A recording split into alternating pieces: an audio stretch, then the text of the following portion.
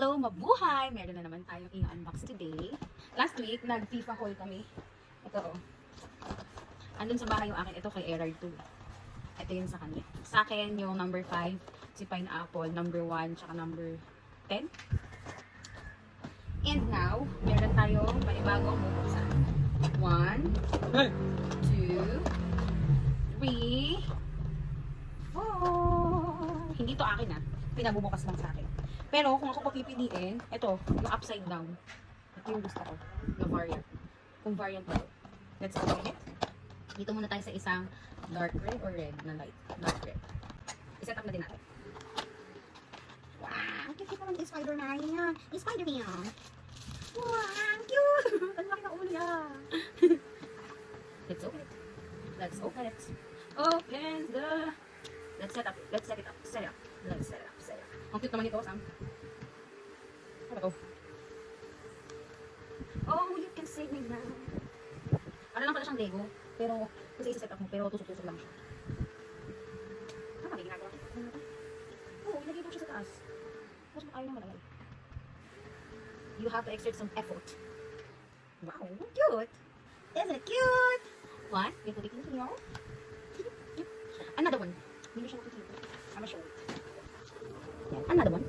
Let's open the lighter shade ng red. Nandito siya sa side. Ito ay nasa above ng McDo logo. Ito sa side. Oh, you can see me now.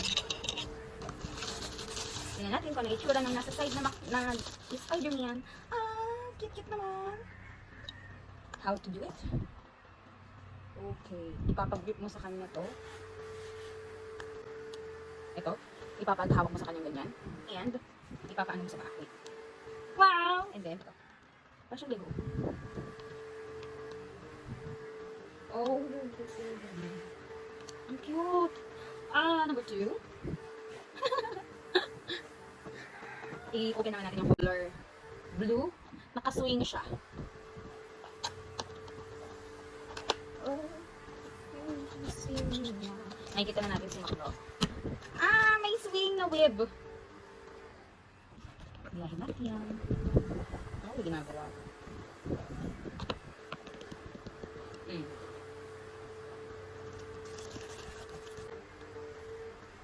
Ito, medyo tricky siya gawin, pero dapat nakaganyan siya.